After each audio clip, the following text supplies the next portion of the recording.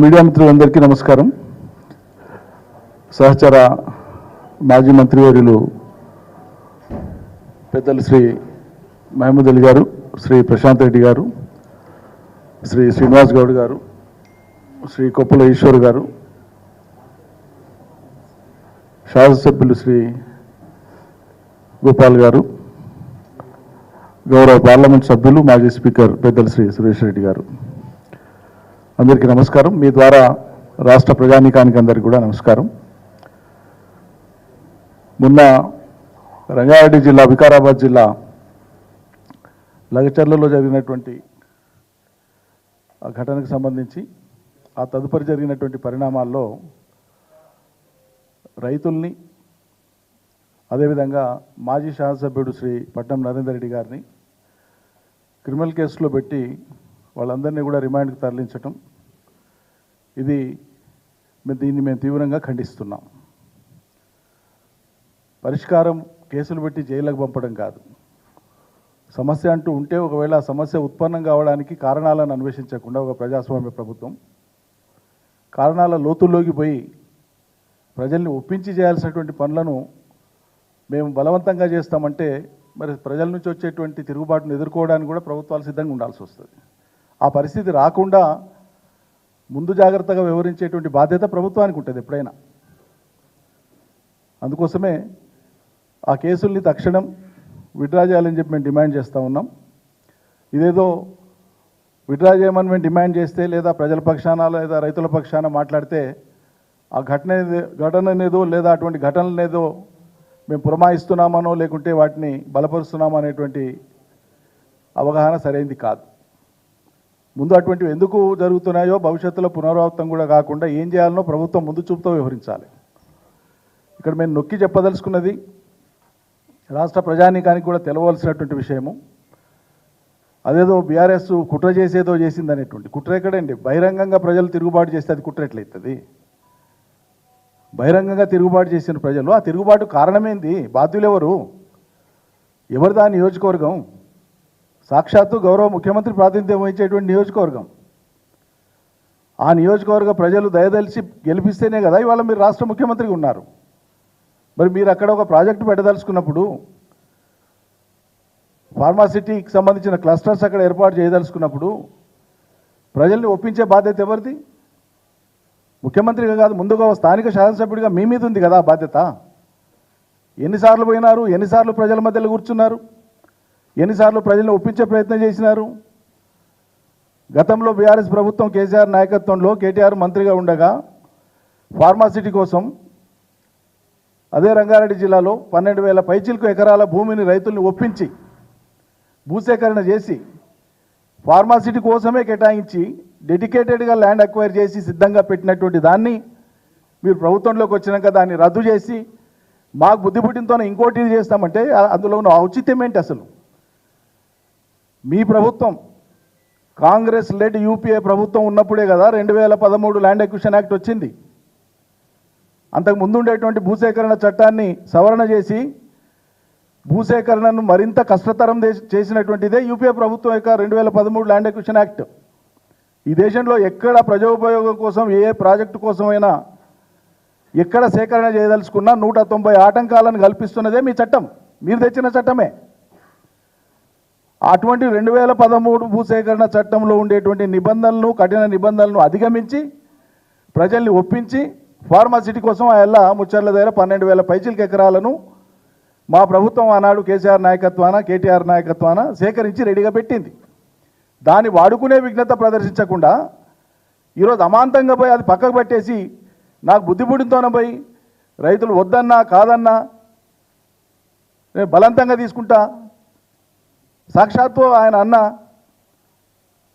బహిరంగంగా ఒక రాజ్యాంగేతర శక్తి, ఆయన వార్డు మెంబర్ కూడా కాదు కనీసం. ఇప్పుడు ఆంక్షల నడమైన 200 వాహనాలు పెట్టుకొని పోతే పోలీసు వాళ్ళు అనుమతిస్తారు. డీజీపీ గారు బాధ్యత వహించారా మీరు దీనికి? పోలీస్ యంత్రాంగం బాధ్యత వహించారా దీనికి? అధికార యంత్రాంగం బాధ్యత వహించారా దీనికి?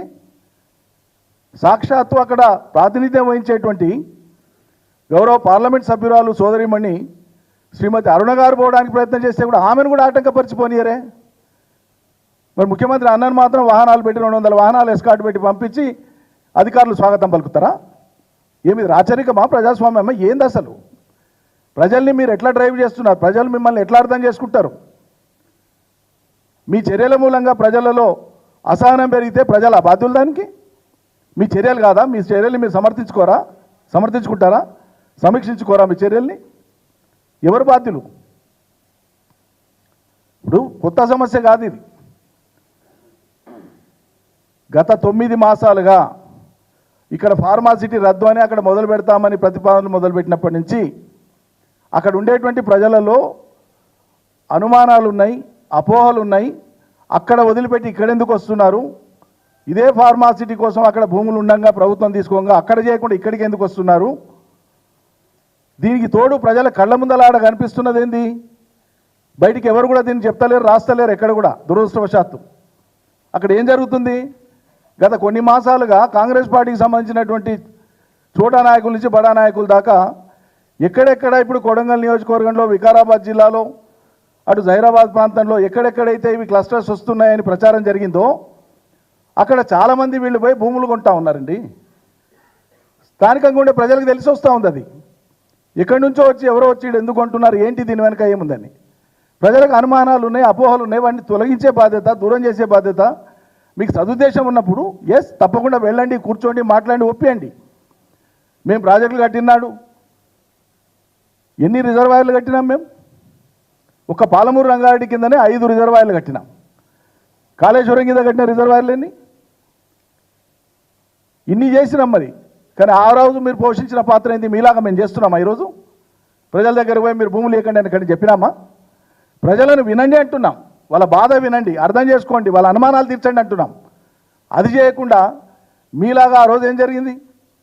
ఫార్మాసిటీ కాడికి ఇదే కోమటిరెడ్డి వెంకటరెడ్డి గారు మొన్న మహబూబ్నగర్ నుంచి పోటీ చేసినటువంటి కాంగ్రెస్ అభ్యర్థిగా పోటీ చేసినటువంటి వంశీచంద్రెడ్డి గారు, కల్వకుర్తి మాజీ ఎమ్మెల్యే, కోదండరెడ్డి గారు, ఇప్పుడు కమిషన్లో ఉండేటువంటి కోదండరెడ్డి గారు, రైతు కమిషన్లో కోదండరెడ్డి గారు పలుమార్లు ఫార్మాసిటీ గ్రామాలకు వెళ్ళి భూసేకరణ జరిగేటువంటి క్రమంలో గంటల తరబడి ఉపన్యాసాలు ఇచ్చినారు. మీరు ఇవ్వకండి అన్నారు. విషతుల్యం ఏమైతుంది ఇదని చెప్పినారు. చుట్టుముట్టు మొత్తం బ్రతుకుదెరువు పోతుంది అని చెప్పినారు. పర్యావరణ హితం కాదని చెప్పినారు. 100 రకాలుగా మీరు దుష్ప్రచారం చేసినారు. మేము అట్లా చేస్తున్నామా? ఈరోజు ఎక్కడన్నా అటువంటి చర్యలకు మా పార్టీ పాల్పడ్డదా? మేమేదో అభివృద్ధికి ఆటంకం కల్పించేటువంటి వాళ్ళలాగా మీరు చిత్రీకరించే ప్రయత్నం చేస్తున్నారే. ఎక్కడ అభివృద్ధికి ఆటంకపరిచినాం? ఉన్నదాన్ని వాడుకోమంటే వాడుకోకుండా మీరు కొత్త సమస్యలు తీసుకొని వచ్చి ముందు చూపుతో వ్యవహరించమంటే వ్యవహరించకుండా ఇవాళ ఏదో చేసి ఇరికిస్తాం. ఏం చేసిండు నరేందర్ రెడ్డి? ఒక మాజీ ఎమ్మెల్యే ముఖ్యమంత్రి గారి మీద ఓడిపోయిండు. ఆ నియోజకవర్గంలో ప్రతిపక్ష పాత్ర పోషించడా?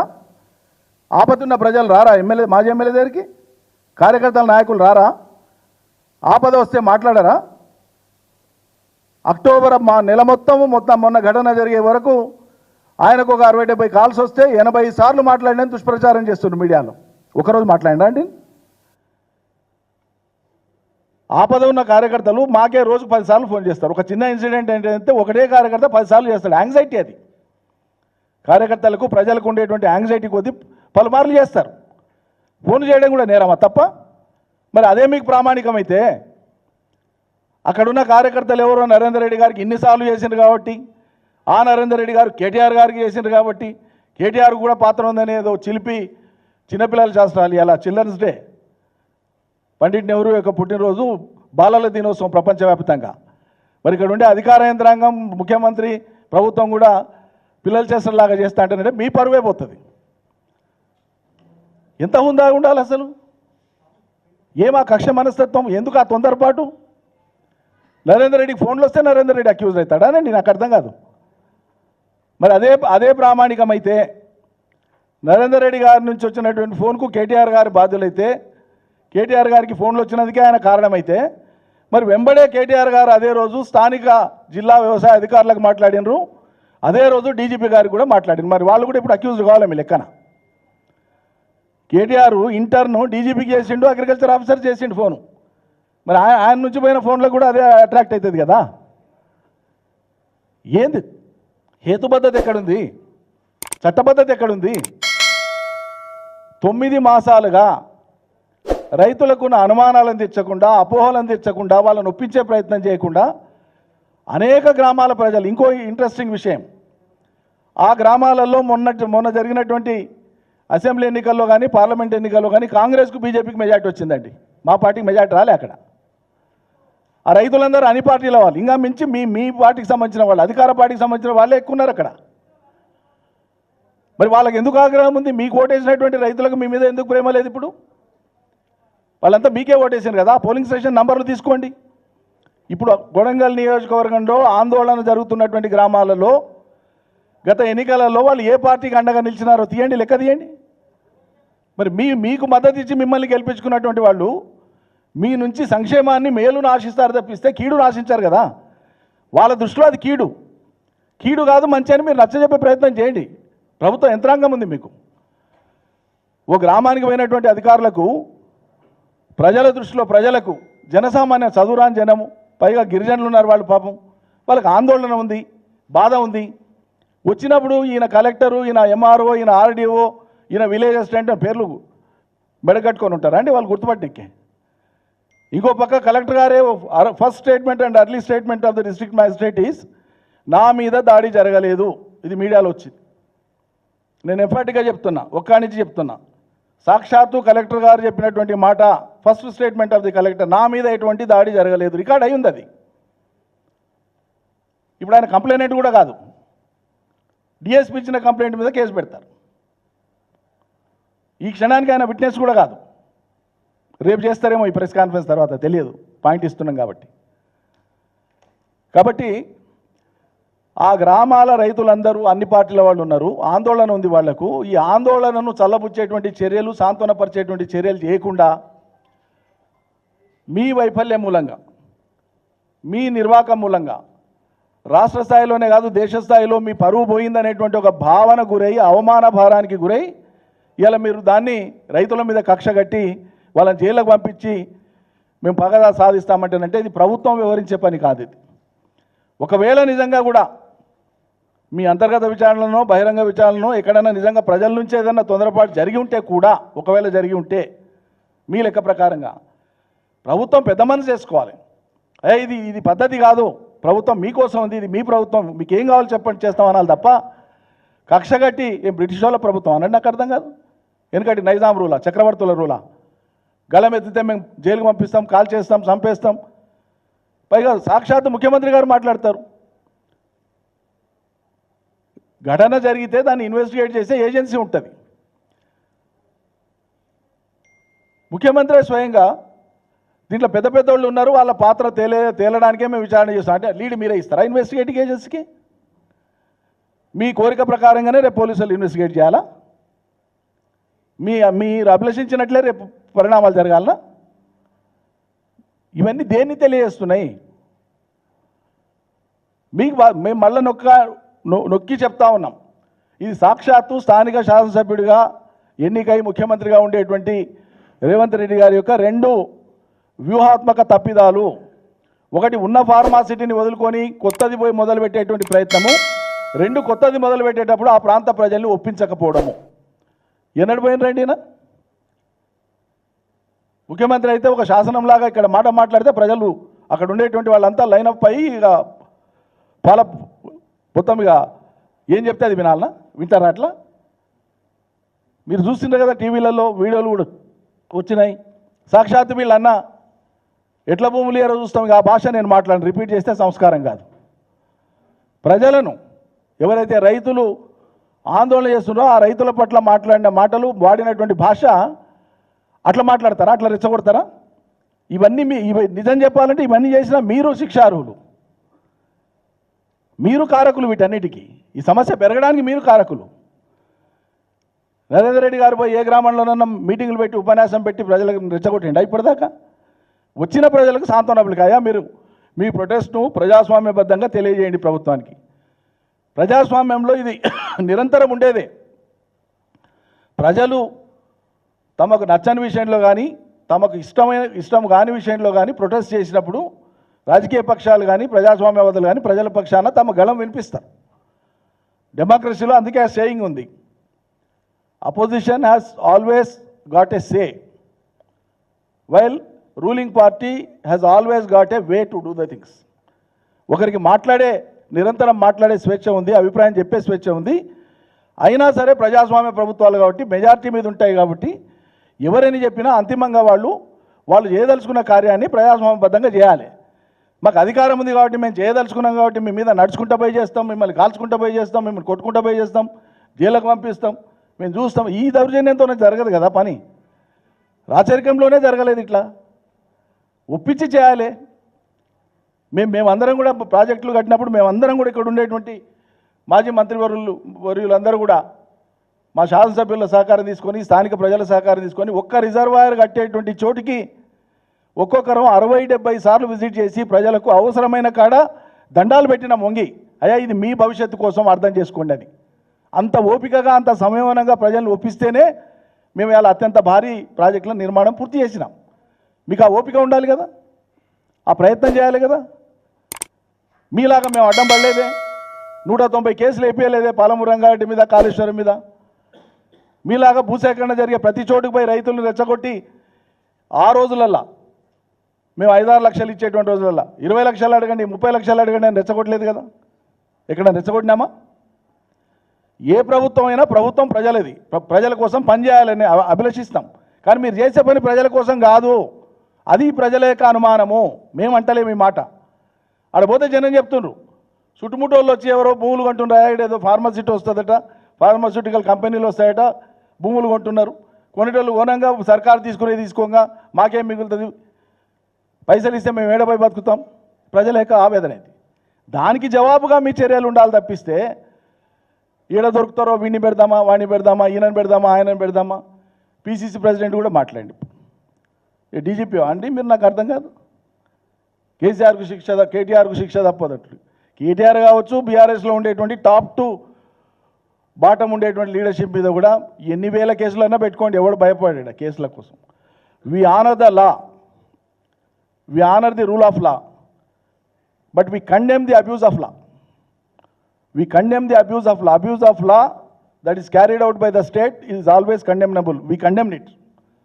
రాజ్యము తన ఇష్టారీతిగా చట్టాన్ని అక్రమంగా వాడుకుంటామంటే తప్పకుండా ఖండిస్తూనే ఉంటాం. చట్టబద్ధమైనటువంటి న్యాయాన్ని మేము అన్ని సందర్భాల్లో కూడా గౌరవిస్తూనే ఉంటాం. ఇక చట్టం ఏదో మీరు అధికారంలో ఉంటే మీకు మాత్రమే అది పనికొస్తుంది అన్నట్లు, మిగతా వాళ్ళకి ఆ చట్టం పనికిరాదన్నట్లు. నిన్న సుప్రీంకోర్టు తీర్పు రాలే, మా ఇష్టం ఉన్నట్లు చేస్తామంటే నడవదని సుప్రీంకోర్టు చెప్పలే. ప్రతి దానికి ఒక కాలపరీక్ష ఉంటుంది. అక్యూజ్డ్ పర్సన్స్ యొక్క ప్రెజెన్స్ని వారెంట్ చేయడం కోసం, సీక్ చేయడం కోసం వాళ్ళ ఆస్తుల్ని ధ్వంసం చేసేది రాష్ట్ర ప్రభుత్వాలు ఒక సిద్ధాంతంగా పెట్టుకొని పనిచేసినాయి. ఈ చట్ట వ్యతిరేకం అని చెప్పి సుప్రీంకోర్టు నిన్న చెప్పింది. ఇక మీ చర్యలు కూడా ఒకదాని మీద ఒకటి పైతా ఉన్నాయి. 100% దే ఆర్ ఆల్ క్వశ్చనబుల్. ఇవన్నీ కూడా చట్టబద్ధంగానే కొట్లాడతాం మేము. ఇవాళ ఈ ప్రజల యొక్క స్పాంటేనియస్, దిస్ నో కాన్స్పిరసీ. మీరు దాన్ని కాన్స్పిరసీగా ట్రీట్ చేసి ఏదో చేయబోతున్నట్టు అదేం నిలవదు. అనవసరమైనటువంటి చర్యలకు పాల్పడి అనవసరమైన ప్రతిష్టకు పోయి భంగపడకుండా ఇప్పటికైనా మించింది లేదు. బీజేపీ నుంచి స్థానిక ఎంపీ గారు మాట్లాడినారు, ప్రజల్ని ఒప్పించి చేయాలి తప్ప ఇట్లా చేయకండి అని. సిపిఎం పార్టీ నుంచి తమ్మినేని గారు మాట్లాడినట్లు పత్రికలలో వచ్చింది.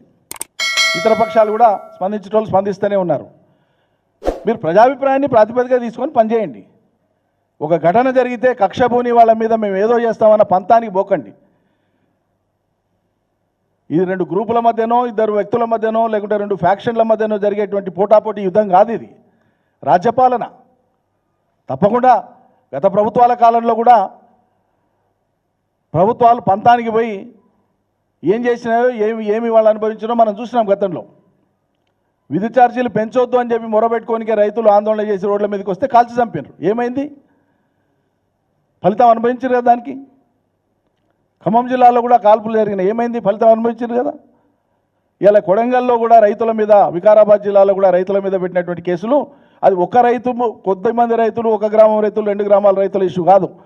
తెలంగాణ రైతుల హృదయాల మీద ఇవాళ రేవంత్ రెడ్డి సర్కార్ కొడతా ఉంది, కాల్తోదంతా ఉన్నది. That is what we are opposing.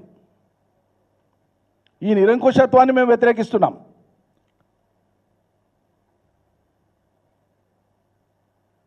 నేను ఇంతకుముందు చెప్పినట్లే, ఒకవేళ అక్కడ ఏదైనా జరిగి ఉంటే పెద్ద మనసు చేసుకొని మీరు కౌన్సిలింగ్ చేయండి.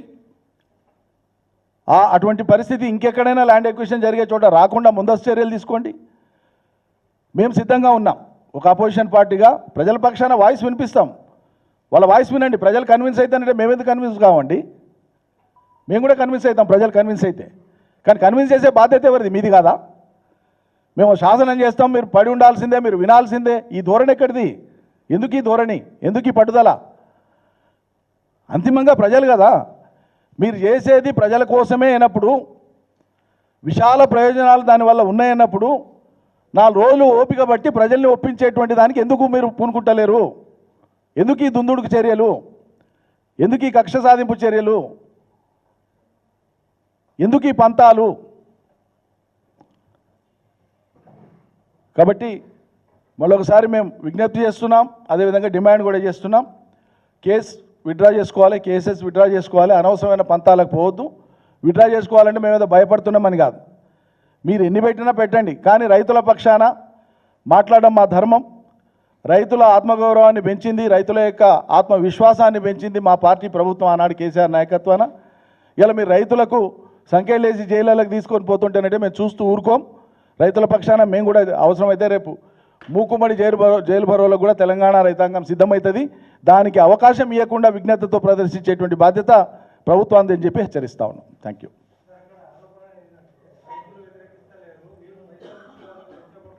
చెప్తాను నేను ఆయనకు. అందరికీ నమస్కారం. గత కొన్ని రోజులుగా ముఖ్యమంత్రి రేవంత్ రెడ్డి గారి తీరు, ఆయన ప్రవర్తన, ఆయన మాటలు ఇవన్నీ కూడా గమనిస్తూ ఉంటే అస్సలు విషయం ఏంటంటే, ఆయన ఎన్నికల టైంలో 6 గ్యారెంటీలని 420 హామీలు ఇచ్చి ప్రజలను మోసం చేసి నమ్మించి ఓట్లు తెచ్చుకొని గెలిచినాడు. మొదలు నేను ఇచ్చిన 6 గ్యారెంటీలు కొన్ని డిసెంబర్ 9 నాడే అమలు చేస్తా అన్నాడు, తర్వాత 100 రోజులకు అమలు చేస్తా అన్నాడు, తర్వాత దసరా అన్నాడు. ఇప్పుడు 100 రోజులు పోయింది, 200 పోయింది, 300 రోజులు పోయినాయి, 360 రోజులు దగ్గరకు వస్తూ ఉన్నాయి. ఆయన ఇచ్చిన రుణమాఫీ అమలు కాలేదు. ఆయన ఇచ్చిన రైతు భరోసా ఇవ్వకపోగా ఉన్న రైతు బంధుని ఎగ్గొట్టిండు. 500 వడ్ల బోనస్ అది అమలైతలేదు, దాన్ని ఎగ్గొట్టిండు, కిరికిరి పెట్టిండు, సన్నము దొడ్డు అని. 2000 4000 చేస్తా పెన్షన్ అన్నాడు, అది లేదు. 2500 ప్రతి మహిళకి ఇస్తా అన్నాడు, అది లేదు. విద్యార్థులకు 5 లక్షల భరోసా కార్డు అన్నాడు, అది లేదు. ఇట్లా ఏది కూడా వాళ్ళు చెప్పిన హామీలు, ముఖ్యమైన హామీలు ఏది కూడా అమలు చేయని పరిస్థితి ఉన్నది. దీన్ని బీఆర్ఎస్ పార్టీ పక్షాన మా నాయకులు, ముఖ్యంగా కేటీఆర్ గారు, హరీష్ రావు గారు, ఇట్లందరూ కూడా రోజు నిలదీస్తూ ఉన్నారు ప్రభుత్వాన్ని. ఆ హామీలు అమలు చేయక ప్రజల నుంచి వచ్చే నిరసనలు, ప్రతిపక్షాలు చేస్తున్నటువంటి నిలదీతలు ఇవన్నిటిని తట్టుకోలేక డైవర్షన్ పాలిటిక్స్ చేయాలంటే ఏం చేయాలి? అడుగుతున్న వాళ్ళని గొంతు నొక్కేయాలి, అరెస్టులు చేయాలి, జైళ్ళల్లో పెట్టాలి. ఈ పద్ధతి ఆయన ఎంచుకున్నట్టు కనిపిస్తూ ఉన్నది.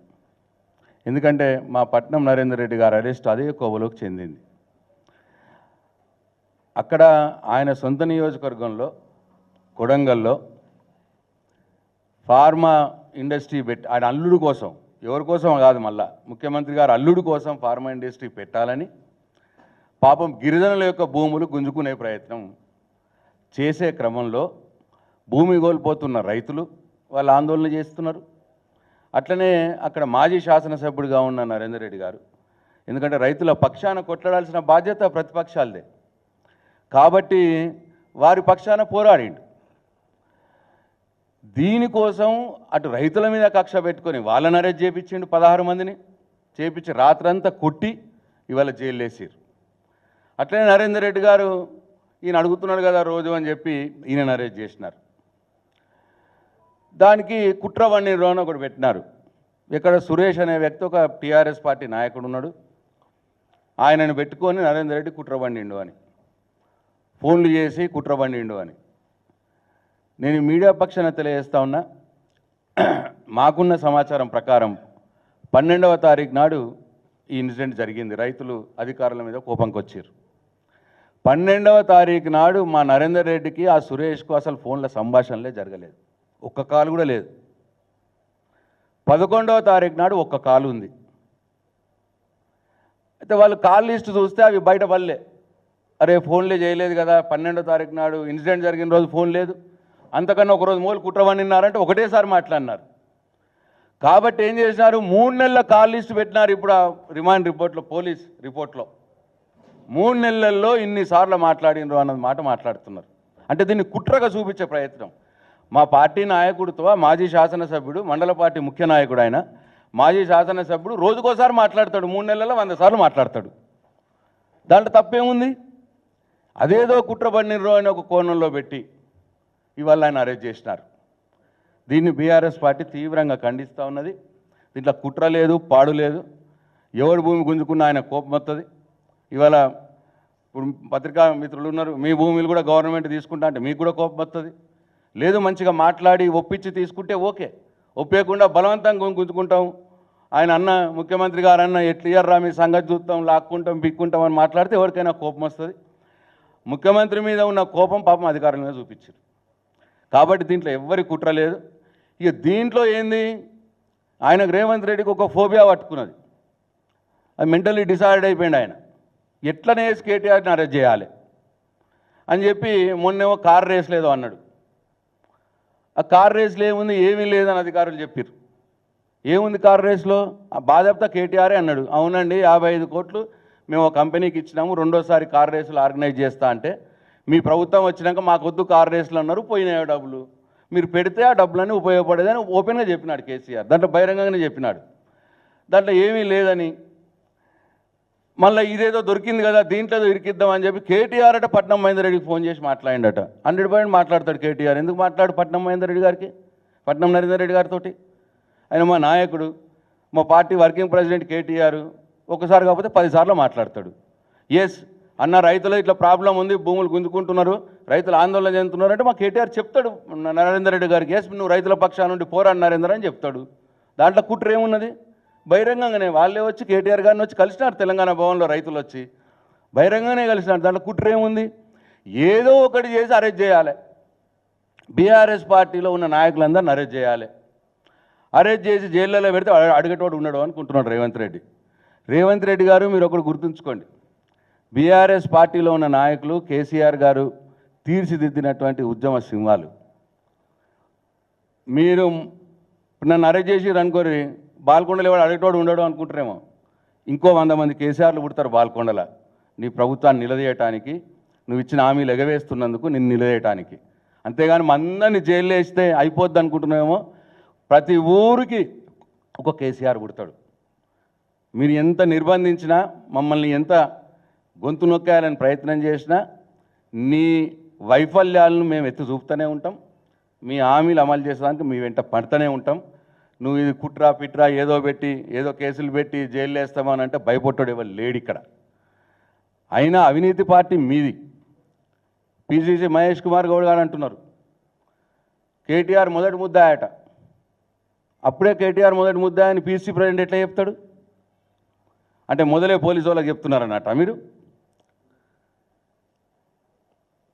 ఆ బాధ్యతతోటే మాట్లాడుతున్నాడు ఆయన పిసిసి ప్రెసిడెంట్. ఎందుకు కేటీఆర్ మొదటి ముద్ద అవుతాడు? ప్రత్యక్షంగా కేటీఆర్ ఉన్నాడా, నరేందర్ రెడ్డి ఉన్నాడా? ఎట్లయితారు? అంటే మొదలే నువ్వు చెప్పేసి లీడ్ ఇస్తున్నావు ఈ గవర్నమెంట్కి. అసలు కాంగ్రెస్ పార్టీయే అవినీతి. సాక్షాత్తు మీ మాజీ ప్రధాని, మీ పార్టీ నాయకుడు రాజీవ్ గాంధీ ఇరుక్కున్నది బోఫర్స్ కేసులో. పదవి ఊడగొట్టుకున్నాడు బోఫర్స్ కేసు తోటి. మీరు ఇరుక్కున్నారు. మీ మొత్తం కాంగ్రెస్ పార్టీ పైనుంచి కింది దానికి సోనియా గాంధీ ఇండియన్ హెరాల్డ్ కేసులో మీ అగ్రనాయకులే అవినీతిలో ఇరుక్కపోయి ప్రజలతోటి చీ కొట్టించుకొని ఓడిపోయిన సంగతి మీది, ఓడిపోయిన చరిత్ర మీది. మా కేటీఆర్ అటువంటి వాడు కాదు. కాబట్టి మీరు ఎంత నిర్బంధం చేసి మా గొంతు నొక్కాలని ప్రయత్నం చేసినా, ఎన్ని కుట్రలు చేసి మమ్మల్ని అందరినీ జైలు చేయాలని మీరు ప్రయత్నం చేసినా మేము ఆగేది లేదు, భయపడేది లేదు, వెనుకకు పోయేది లేదు.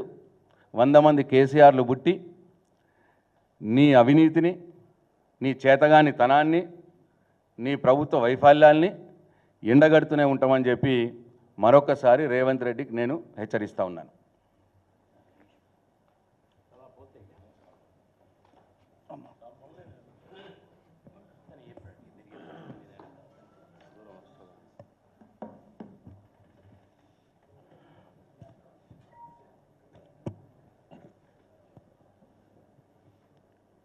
అందరికీ నమస్కారం.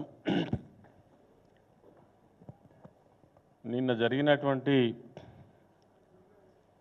సంఘటన ఏదైతే ఉందో, మా మాజీ శాసనసభ్యులు పట్నం నరేందర్ రెడ్డి గారిని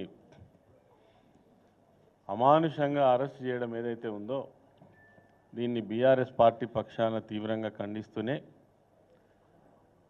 వెనకడ పెద్దలందరూ ఆడలేక మధ్యలో ఓడట, మీకు చేతగాక రైతుల సమస్యను సానుకూలంగా వాళ్ళతో మాట్లాడి పరిష్కరించి, మరి మీరు అనుకున్నటువంటిది ఏదైతే ఫార్మాసిటీ నిర్మాణం చేయాలనుకుంటున్నారో దానికి అన్ని విధాల ప్రజల సంసిద్ధతో చేసినట్టయితే ఇటువంటి సంఘటనలు ఎక్కడ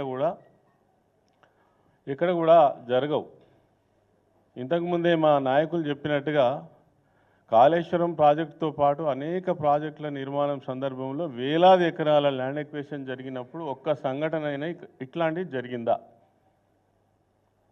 2013 ల్యాండ్ ఎక్విజిషన్ చట్టం ప్రకారం నిజంగా కూడా అందులో రైతులకు ఇబ్బందులు ఉన్నప్పటికీ కూడా ప్రభుత్వమే, ముఖ్యమంత్రి గారే, ఆనాటి ముఖ్యమంత్రి కేసీఆర్ గారే మెప్పించి ఒప్పించి అనేక ప్రాజెక్టులు నిర్మాణం చేసినటువంటి విషయాలన్నీ కూడా ముందరనే కనబడతా ఉన్నాయి. అయినా మరి దాన్ని గమనించకుండా, ఒక ప్రభుత్వ వైఫల్యాన్ని గుర్తించకుండా మూర్ఖంగా బీఆర్ఎస్ పార్టీ పైన నెపం పెట్టడం అనేటువంటిది ఇది ఎంతవరకు సమంజసమో ఒక్కసారి సమాజం అంతా గమనిస్తుంది. కాంగ్రెస్ పార్టీ నాయకులకు తెలియక కాదు, దీన్ని ఈ అపవాదును ఏ విధంగా మరి బీఆర్ఎస్ పార్టీ మీద రుద్దాలనే ఒక దుర్మార్గమైన ప్రయత్నం జరుగుతుంది. అంతేకాదు, అసలు ఈ దాడి ఎవరి మీద జరిగినట్టు? స్వయంగా ముఖ్యమంత్రి నియోజకవర్గంలో ఆయన చేస్తున్నటువంటి ప్రయత్నానికి వ్యతిరేకంగా రైతులు కడుపు మండి, ఎక్కడన్నా ఇప్పటి వరకు మనకి హిస్టరీలో మరి ఒక కలెక్టర్ మీద దాడి జరిగిన సంఘటన ఉన్నదా? కలెక్టర్ మీద జరిగిన దాడి కాదు ఇది. స్వయంగా ముఖ్యమంత్రి రేవంత్ రెడ్డి పైన జరిగిన దాడిగా భావించాల్సినటువంటి అవసరం ఉన్నది. అది గుర్తించకుండా, వాళ్ళ సమస్యకు పరిష్కారం చెప్పకుండా, అసలు ఇంతకుముందే మా నిరంజన్ రెడ్డి గారు చెప్పినట్టు మీ ప్రయత్నం ఏం జరిగింది? అదే ముఖ్యమంత్రిగా నీ సొంత నియోజకవర్గంలో ఎన్నిసార్లు ప్రయత్నం చేసినావు? నీకు పోవడానికి వీలు కాకపోతే నీ ముఖ్యమంత్రి కార్యాలయానికి రైతులను ఎన్నిసార్లు పిలిపించుకున్నావు? ఎన్నిసార్లు చర్చలు చేసినావు? ఇంకా ఇప్పటికి కూడా అదే మూర్ఖమైన మాటలు మాట్లాడుకుంటూ ఖచ్చితంగా మేము ఎవరైతే బీఆర్ఎస్ పార్టీకి సంబంధించినటువంటి నాయకులపైన కఠినమైన చర్యలు తీసుకుంటాం, బాధ్యులమైన తీసుకోండి, కానీ అబద్ధాలు చెప్పి కాదు. దీంట్లో కేటీఆర్కి ఏం సంబంధం? నరేందర్ రెడ్డికి ఏం సంబంధం? అక్కడ ప్రజలకు సంబంధించినటువంటి సమస్య వచ్చినప్పుడు స్పందించడం అనేటువంటిది ప్రజాస్వామ్య పద్ధతులలో అక్కడ ఉన్నటువంటి స్థానిక నాయకునిగా వారి బాధ్యత. ఫోన్లు మాట్లాడుకున్నారని ఇవన్నీ కూడా ఒక కట్టు కథలు. తర్వాత మాజీ శాసనసభ్యులు పట్నం నరేందర్ రెడ్డి గారు అరెస్ట్ చేసే పద్ధతి ఇదేనా? మీరు రమ్మంటే పోలీస్ స్టేషన్కి రారా? మామూలు కానిస్టేబుల్ స్థాయి వాళ్ళు వచ్చి గురగుర గుంజుకపోతారా? ఇది ప్రజాస్వామ్యమా? గతంలో 10 సంవత్సరాలు మేము అధికారంలో ఉన్నప్పుడు ఫ్రెండ్లీ పోలీసింగ్ జరిగింది. ఇట్లనే జరిగిందా? ఇక్కడ అరెస్టులు జరిగినాయా? ఇలాంటి పద్ధతి జరిగిందా? అసలు ఏం పద్ధతి ఇది? ఇదొక ప్రభుత్వమా? ఇదొక నిర్వహణనా? అదేవిధంగా పెద్దలు మంత్రివాళ్ళు పొంగులేటి శ్రీనివాసరెడ్డి గారు ఒక ఎపిసోడ్ లాగా మాట్లాడుతున్నాడు ఆయన విదేశీ పర్యటనలో ఉన్నప్పుడు సీఎల్ నుంచి ఇప్పటి వరకు ఏం మాట్లాడుతున్నారు? రేపో బాంబు పేలుతుంది, ఎల్లుండో బాంబు పేలుతుంది, ఇలా కేసీఆర్ అరెస్టు, రేపు కేటీఆర్ అరెస్టు. అంటే ఏమనుకుంటున్నారు అసలు? ఒక పోలీస్ వ్యవస్థ యంత్రాంగం, అదేవిధంగా పోలీసు యంత్రాంగంలో ఉండేటువంటి మరి ఈ క్రైమ్ అన్వేషణ చేసేటువంటి అనేక సంస్థలు, వాళ్ళకి ఎవ్వరికి సంబంధం లేకుండా మంత్రులే స్వయంగా మీరు ఇవాళ రేపు అరెస్ట్ అవుతారు, ఎల్లుండి అరెస్ట్ అవుతారు. దీని సంకేతం ఏంటి అసలు? ఇవాళ ఒక ప్రభుత్వం నిర్వహణ జరుగుతున్నట్టుగా ఉందా ఈ రాష్ట్రంలో? మీరు ప్రజలకు జవాబు చెప్పండి. బీఆర్ఎస్ పార్టీని నిందించడం కాదు, తెల్లారు లేస్తే కేసీఆర్ని నిందించడం, కేటీఆర్ని నిందించడం కాదు, ప్రజలకు సమాధానం చెప్పండి. ఇంతకుముందు మా మాజీ మంత్రివర్యులు మాట్లాడినట్టుగా మీరు ఇచ్చిన హామీలు ఏమైనాయి? ఒక్కదానికైనా సమాధానం చెప్తారా? సెక్యూరిటీ లేకుండా పోయి ప్రజల మధ్యన నిలబడి మాట్లాడే ధైర్యం ఉన్నదా? ఒక మాట అడుగుతున్నా నేను, అనేక ఉద్యమాలు జరిగినాయి. ఎక్కడన్నా ప్రజలు వాళ్ళకి ఆవేదన లేకుండా, కడుపు మంట లేకుండా మీరు అన్నట్టుగా పైసలు ఇస్తేనో ప్రోత్సహిస్తేనో ఒక దాడికి సిద్ధమవుతారా? అట్లా ఎవరైనా చేయించగలుగుతారా? చరిత్రలు ఎక్కడైనా ఉన్నదా? ఇవన్నీ కూడా కేవలం వాళ్ళు చేసేటువంటి తప్పులను కప్పిపుచ్చుకోవడం కోసం బీఆర్ఎస్ పార్టీని ఇలా అడ్డం పెట్టుకునే ప్రయత్నం చేస్తున్నారు. ఇవి చెల్లవు. ప్రజలు నిశ్చితంగా గమనిస్తూ ఉన్నారు ప్రతి విషయాన్ని కూడా. ఇలా మీ పరిస్థితి ఏందో ప్రజల మధ్యలోకి పోతే తెలుస్తుంది మీ గురించి ఏం మాట్లాడుకుంటున్నారో. ఎక్కడి వ్యవస్థ అక్కడ 11 నెలలు అవుతుంది, ఇటున్న పుల్ల అటు పెట్టలే. అభివృద్ధి మొత్తం శూన్యం అయిపోయింది. ఇచ్చిన హామీలు మొత్తం ఎక్కడి అక్కడ పడి ఉన్నాయి. మీరు ఏం చేసిండ్రని ఇంకా మీదికెళ్ళి సంబరాలు జరుపుతారట. ఈ రోజు నుంచే సంబరాలు ప్రారంభం కావచ్చు. దేనికి సంబరాలు? ఏం సాధించిండ్రని, ఏం ఘనకార్యం చేసిండ్రని ఏ ఒక్కటి చెప్పండి. మీరు అనుకునే గొప్పగా చెప్పుకున్న రుణమాఫీ అయినా పూర్తిగా అయిందా? మేమనుడు కాదు, రైతుల మధ్యలో పోయి మాట్లాడగలుగుతారా? ఇవన్నీ కూడా ఇప్పుడు ఉన్నటువంటి ప్రభుత్వం, రేవంత్ రెడ్డి ముఖ్యమంత్రి అనాలోచిత విధానం వల్లనే ప్రభుత్వం అంతా కూడా అస్తవ్యస్తమైంది. మొత్తం పరిపాలన మొత్తం చిన్న భిన్నమైంది. 10 సంవత్సరాల్లో కేసీఆర్ గారి నాయకత్వంలో ఏదైతే గొప్పగా నిర్మాణం చేసిందో అది మొత్తం కూడా వ్యవస్థ చిట్లిపోయింది. మరి ఇదంతా ప్రజలు చూస్తున్నారు. కాబట్టి ఈ సంఘటనకు సంబంధించి వెంటనే బీఆర్ఎస్ పార్టీ డిమాండ్ చేస్తుంది, వాళ్ళపైన పెట్టినటువంటి కేసులు విత్డ్రా చేయాలి. తర్వాత రైతులకు న్యాయం చేసేంత వరకు బీఆర్ఎస్ పార్టీ అండదండగా నిలబడుతుంది.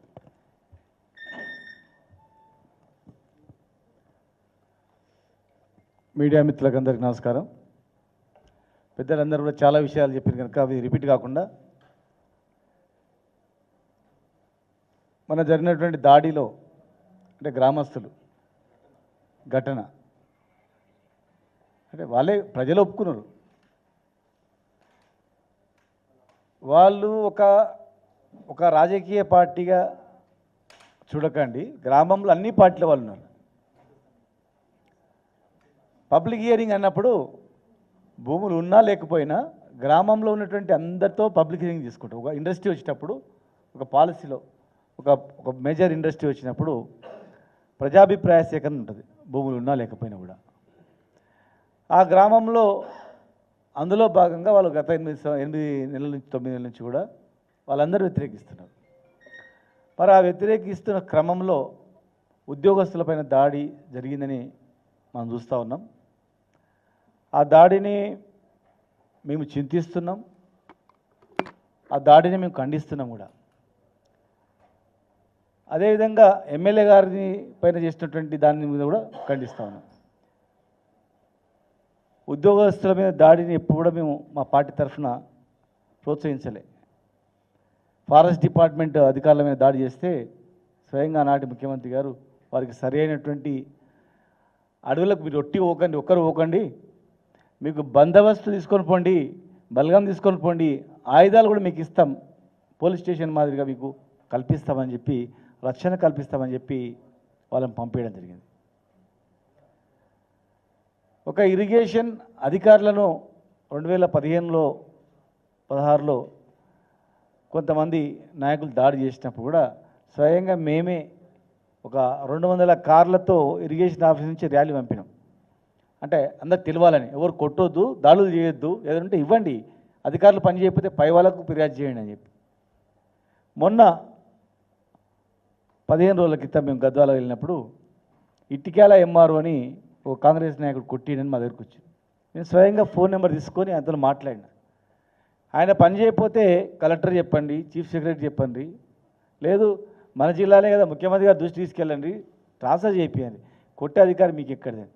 కాకపోతే ఇక్కడ ఏమైందంటే ఇదే విషయం కూడా వాళ్ళని అడగడం జరిగింది. పోయిన విలేకరులు కూడా అడిగారంట, సార్ మాకేం తెలియదు, చదువు రాదు మాకు, మరి మా భూములు పోతున్నాయి, మా బతుకుదేరు ఎట్లా, మేము ఎట్లా బతకాలా అనే దాంతోనే కోపం మీద అనుకోకుండా కోపం మీద చేసింది తప్ప అని చెప్పడం. ఏది ఏమైనా కూడా ఈ దాడిని మా పార్టీ తరఫున కానీ మేము కానీ ఎప్పుడు కూడా ప్రోత్సహించలేదు, దాన్ని ప్రోత్సహించము, ఖండిస్తున్నాం. ఖచ్చితంగా కూడా ప్రభుత్వం కూడా ఒక పార్టీ చేసింది అని చెప్పి ప్రచారం చేయొద్దు. ఉద్యోగస్తులు కూడా గమనించాలి. ఆ గ్రామంలో విఆర్ఏ ఉంటాడు, పంచాయత్ సెక్రటరీ ఉంటాడు, ప్రతి తాండాలో కూడా దాదాపు 10 మంది ఉద్యోగులు ఉంటారు. మీరు కావాలంటే వాళ్ళని అడగండి, ఒక పార్టీగా డిసిజన్ తీసుకున్నదా, ఒక పార్టీ కార్యకర్తలే వద్దన్నారా, మిగతా పార్టీలన్నీ సహకరించినాయా, ఇండస్ట్రీ కావాలని కానీ భూములు ఇస్తామని కానీ సహకరించినాయా, ముక్కుమ్మడిగా గ్రామమే తీర్మానం చేస్తే అడగండి. కనుక దీన్ని ఒక ఉద్యోగస్తులు ఒక రాజకీయ పార్టీ చేయించింది అనేటువంటి కోణం చూడొద్దని చెప్పి ఎవరు దాడి చేసినా, ఈ పార్టీ కాదు మా పార్టీ అయినా ఏ పార్టీ అయినా, కాంగ్రెస్ అయినా బీజేపీ అయినా బీఆర్ఎస్ అయినా, వాళ్ళు తెలియక చేసినా తెలిసేసినా పొరపాటే. కానీ మరి యంత్రాంగం కూడా ఒక గ్రామం పోయేటప్పుడు ఆ గ్రామ పరిస్థితులు కూడా పరిశీలించుకోవాలి. ఎవరో చెప్పగానే పోతున్నాం అనేది కూడా తప్పు కదా. పోలీస్ ఉంది, రెవెన్యూ డిపార్ట్మెంట్ ఉంది, కావాలి విఆర్ఏలు ఉంటారు. కనుక దాడిని ఒక పార్టీ అని చిత్రీకరించి నమ్మొద్దు. అన్ని పార్టీ కార్యకర్తలు అక్కడ ఉన్నటువంటి వాళ్ళు చదువుకున్న వాళ్ళు లేని వాళ్ళు అందరూ ఆక్రోషంతో సడన్గా చేసిందని మేము భావిస్తున్నాం. తప్పు చేసినా ఎవరు చేసినా తప్పే, దాన్ని ఎవరు సమర్థించట్లేదు. 100% మేము ఎప్పుడూ సమర్థించలేదు. మేము 10 సంవత్సరాల ప్రభుత్వ హయాంలో కూడా ఏనాడు కూడా ఎవరైనా దాడి చేస్తే అసెంబ్లీలో మేమే మాట్లాడినాం, మా ఉద్యోగస్తుల మీద దాడి చేస్తారా ఏమనుకుంటున్నారని చెప్పి. కనుక ఈరోజు కూడా దయచేసి ఫ్యూచర్లో కూడా ఇటువంటి పరిస్థితులు వచ్చినప్పుడు మీరు వివిధ రూపాల ఉద్యమాలు చేయాలి తప్ప ఇలాంటి మంచిది కాదు. తెలంగాణ రాష్ట్రం ఏ రకంగా సాధించుకున్నామో, తెలంగాణ రాష్ట్ర సాధనలో ఏ రకమైనటువంటి పద్ధతులు అవలంబించినామో ఆ పద్ధతుల ద్వారా మరి ఏదైనా ప్రజా వ్యతిరేకంగా ఒక ఇండస్ట్రీ వచ్చినా, ప్రాజెక్ట్ వచ్చినా, ఇంకేది వచ్చినా కూడా ఆ పద్ధతుల ద్వారా పోవాలి తప్ప మరి ఈ రకంగా తొందర పడొద్దని చెప్పి కూడా మేము తెలియజేస్తాను. Just conclude. అందరికి నమస్కారం. ఇప్పుడే మా గౌరవ పార్టీ పెద్దలు చెప్పినట్టు ఎనీ టైప్ ఆఫ్ వైలెన్స్ని బీఆర్ఎస్ పార్టీ ఖండిస్తుంది. గతంలో కానీ ఇప్పుడు కానీ ఫ్యూచర్లో కానీ ఎప్పుడు కూడా బీఆర్ఎస్ ఏ రోజు కూడా హింసను ప్రోత్సహించలే. ఏ సాధించినా నాన్ వైలెంట్ రూపంగానే సాధించాం. ఈరోజున్న సబ్జెక్ట్ ప్రధానంగా ల్యాండ్ ఎక్విజిషన్ది. 2013లో సమగ్ర ల్యాండ్ ఎక్విజిషన్ యాక్ట్ని ఆ రోజున్న యూపీఏ ప్రభుత్వం కేంద్రంలో తీసుకొచ్చిన తర్వాత 1 సంవత్సరం లోపే ప్రభుత్వాలు మారిపోయాయి, తెలంగాణ రాష్ట్రం ఏర్పడింది. మరి 2014 నుంచి 2023 వరకు తెలంగాణ రాష్ట్రంలో ఇప్పుడే సీనియర్ నాయకులు నిరంజన్ రెడ్డి గారు వారు మంత్రిగా ఉన్నప్పుడు కూడా చాలా క్లియర్గా చెప్పారు, వేలాది ఎకరాల భూమిని అనేక అవసరాల కొరకు, అంటే ఒక స్కూల్ భవన నిర్మాణంకి, హౌసింగ్కి, ఇరిగేషన్కి, ఫ్యాక్టరీస్కి, ప్రాజెక్ట్స్ చేయటం జరిగాలి. ఎక్కడ కూడా ఏ సంఘటన జరగకుండా చేశాం. దానికి ఉదాహరణ కాంగ్రెస్ ప్రభుత్వం రాక 5 సంవత్సరాలు కాంగ్రెస్ నాయకులు తెలంగాణ యాత్ర కూడా పాదయాత్రలు చేశారు. మీరు అనేక పాదయాత్రలు చేసిన తర్వాత మీరు ఈరోజు గవర్నమెంట్కి వచ్చిన తర్వాత ఏ రోజన్నా మీ స్టేట్మెంట్స్ ఇచ్చారా? ఫలానా చోట ల్యాండ్ ఎక్విజిషన్ పద్ధతి సరిగ్గా జరగలే, ఫలానా చోట మీరు న్యాయం చేయలే, ఫలానా రోజు ఫలానా ప్రాంతంలో బీఆర్ఎస్ పార్టీ ఫోర్స్ఫుల్గా ల్యాండ్ ఎక్విజిషన్ చేసిందనేది ఎక్కడ కూడా ఒక్క సంఘటన మీరు 1 ఇయర్ నుంచి మీరు అధికారంలో ఉన్నా మీరు చెప్పలేకపోయారు. దానికి కారణం ద స్పిరిట్ ఆఫ్ 2013 యాక్టే కాకుండా తెలంగాణ సాధించిన నాయకుడుగా తెలంగాణ ప్రజలకు న్యాయం చేయాలనే ఒక పవిత్రమైన ఉద్దేశంతో కేసీఆర్ గారు చేపట్టిన ల్యాండ్ ఎక్విజిషన్ ఈరోజు ల్యాండ్ మార్క్, దేశానికి ఆదర్శంగా నిలిచాది. ఆ రోజు కేసీఆర్ గారు ల్యాండ్ ఎక్విజిషన్ చేసే సమయంలో న్యాయం చేశారు. దానికంటే ముఖ్యంగా ఆ ప్రాంత ప్రజలకు విశ్వాసం కల్పించారు. ఆ విశ్వాసం కల్పించడానికి కారణం ఫలానా చోట ఫ్యాక్టరీ వస్తుంది, ఇరిగేషన్ వస్తుంది, హౌసింగ్ వస్తుందంటే కంపల్సరీ ఇక్కడ ఇరిగేషన్ ప్రాజెక్ట్ వస్తుందంటే వచ్చేది. ఆ నమ్మకం, ఆ విశ్వాసం ఆ రోజు ప్రజల్లో ఉండే కాబట్టే ఎక్కడ కూడా ఇబ్బంది లేకుండా ఆ రోజు భూసేకరణ జరిగేది. మరి ఈరోజు ప్రభుత్వం, ముఖ్యమంత్రి గారి నియోజకవర్గంలో ఈ సంఘటన జరిగిందంటే దీన్ని లార్జర్ కాంటెక్స్లో చూసే అవసరం ఉంది. అదేంటంటే ఆ రోజుకి ఈ రోజుకున్న తేడా, ఆ రోజు భూసేకరణ చేశారు, కేసీఆర్ గారిపై విశ్వాసం ఉండే. ఈరోజు భూసేకరణ చేసే సమయంలో ఈ ప్రభుత్వం క్రెడిబిలిటీ లేదు, కోల్పోయాది అనేది స్పష్టంగా ఏర్పడుతుంది. అది కూడా ముఖ్యమంత్రి గారి నియోజకవర్గంలో. దానికి కారణం గత 1 ఇయర్ నుంచి మీ ప్రతి ఒక్క ఫెయిలియర్స్. మీరు తెలంగాణ ప్రజలకు మీరిచ్చిన వాగ్దానాలనే పక్కన పెడుతూ మీరు విశ్వాసం కల్పించలేని పరిస్థితుల్లో ఉన్నారు. ఈరోజు ముఖ్యమంత్రి గారి నియోజకవర్గంలో ప్రజలు దాని ప్రాజెక్ట్ని వ్యతిరేకిస్తున్నారంటే బహుశా నేను అనుకునేది భూసేకరణ జరుగుతుంది కానీ ప్రాజెక్ట్ అవుతుందో రాదో అనే విశ్వాసం కోల్పోయారు అక్కడ ప్రజలు. వారికి అటువంటి ఆలోచన రావడానికి కారణం గత సంవత్సరంలో జరుగుతున్న సంఘటనలు. మీరు ఫోర్స్ఫుల్గా చేస్తున్నారు కానీ చెప్పింది ఏడు కూడా అమలు కాలేదనేది ఇక్కడ స్పష్టంగా అర్థమవుతుంది. అండ్ ముఖ్యమంత్రి గారు, మీ నియోజకవర్గంలో ఇది ఒక రాంగ్ మెసేజ్ పోయాది. దీనికి భిన్నంగా మీరు ఎవరో దాన్ని రాజకీయం చేస్తూ ఏదో పబ్లిక్ అటెన్షన్ని డైవర్ట్ చేసే ప్రయత్నం చేస్తున్నారు కానీ అక్కడ న్యాయం చేసే ప్రయత్నం ఇంతవరకు జరుగుతలేదు. పబ్లిక్ అటెన్షన్తో పాటు పబ్లిక్ రిప్రజెంటేటివ్స్ ఎవరైతే ప్రజల కొరకు పోరాడుతున్నారో మరి వారిపై మీరు కేసులు పెట్టి అరెస్ట్ చేస్తా అనే ఒక ఏదైతే వార్తలు బయటకు వస్తున్నాయో దాన్ని మేము తీవ్రంగా ఖండిస్తున్నాం.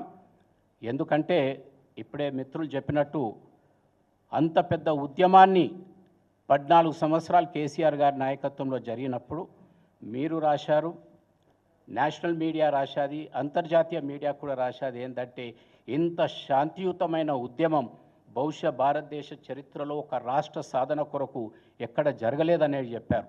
మరి అటువంటి పోరాటం చేసి రాష్ట్రాన్ని సాధించి రాష్ట్రాన్ని ఈరోజు భారతదేశంలో మోస్ట్ డెవలప్డ్ స్టేట్గా తీర్చిదిద్దిన కేసీఆర్ గారి నాయకత్వంలో ఇటువంటి హింసలు ప్రోత్సహిస్తారంటే ప్రజలు నమ్మరు, ప్రజలు గమనిస్తున్నారు. మీ ఫెయిలియర్స్ని మరి పక్కన పెట్టడానికి ఇటువంటి ప్రయత్నాలు చేస్తే, అరెస్టులు చేస్తే చేయండి. ఇక్కడ ఎవరు భయపడటం లేరు. మేము కోరేది ఈరోజు ఒకటి, రైతులకు న్యాయం చేయండి, రైతులకు విశ్వాసం కల్పించండి. ఉన్న ప్యాకేజ్తో పాటు ఒక పెద్ద ప్రాజెక్ట్ వస్తుందంటే అడిషనల్గా ఆ బెనిఫిట్ అక్కడున్న పేద ప్రజలకు ఇవ్వండి అనేదే ఈరోజు బీఆర్ఎస్ పార్టీ డిమాండ్. మీరు అక్రమ కేసులన్నీ కూడా తీసేయండి రైతులపైన. అండ్ ఫైనల్గా ఈ పోరాటన కొడగల్గా కావచ్చు, లేకుంటే మూసీ పైన కావచ్చు, ఇంకెక్కడైనా కావచ్చు, ప్రజలకు ఎక్కడ అన్యాయం జరుగుతుందో అక్కడ బీఆర్ఎస్ నాయకత్వం ఉంటుందని విశ్వాసం కల్పించడానికే ఈ ప్రెస్ ద్వారా రాష్ట్ర ప్రజలకు తెలియజేయడం జరుగుతుంది. Thank you. Like, share, subscribe.